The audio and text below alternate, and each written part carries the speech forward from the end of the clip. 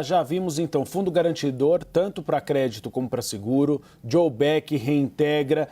A ministra Simone Tebet, antes deste evento, chegou a dizer que essas medidas, como medida provisória, aprovadas no Congresso, não vão entrar no cálculo do déficit fiscal, ou seja, do arcabouço. Isso preocupa o mercado financeiro de que nós tenhamos um resultado no final desse ano que não espelhe a realidade das contas públicas? Uribe, muito boa tarde a você, Tainá, Naka, Clarice, a todos.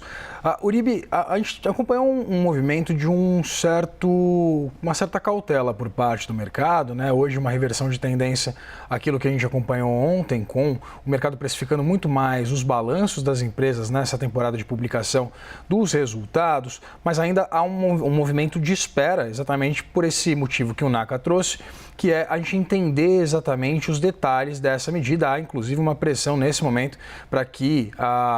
o Ministério da Fazenda divulgue o detalhamento de todas essas medidas que foram anunciadas, trazidas aqui pelo Naka, entre elas o Reintegra, né, com essa elevação das alíquotas de até 6% para as pequenas empresas que possam reaver algum tipo de tributo. O drawback, que é muito interessante, que pode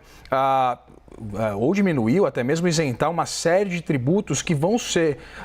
que incidem sobre produtos que são importados, utilizados para a produção local, para a indústria local, para produtos que vão ser depois exportados. Ou seja, tentando baratear esse custo de produção aqui no Brasil e, evidentemente, também evitar esse repasse do ponto de vista de preço. Então, podem ser tanto o imposto de importação quanto o IPI, né, o Imposto sobre Produtos Industrializados, o PIS/PASEP, que é de importação, o COFINS, o ICMS, dependendo desse diálogo com os governadores, ou seja, a gente precisa ainda ter uma clareza maior acerca desse detalhamento. Também entender quais vão ser os critérios para o acesso a essas linhas de crédito do Fundo Garantidor às exportações, porque o ministro da Fazenda, Fernando Haddad, disse que esses recursos, apesar de serem prioritários para os setores mais afetados pelas tarifas ostensivas de Donald Trump, eles vão ser acessíveis para todo o setor exportador brasileiro. Então a gente tem que ter, novamente, um detalhamento maior para entender exatamente os impactos e quais vão ser os critérios para o acesso a essas linhas de crédito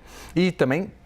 considerar se esses recursos, né, eles são suficientes. O mercado, inclusive o setor exportador, tem dito que os 30 bilhões seriam mais do que suficientes, seriam sim um montante significativo que traria algum tipo de alívio nesse primeiro momento. Agora a gente tem que entender quais vão ser os critérios, tanto desse ponto de vista de dar prioridade, quanto também se vai ter algum tipo de impacto do ponto de vista de política pública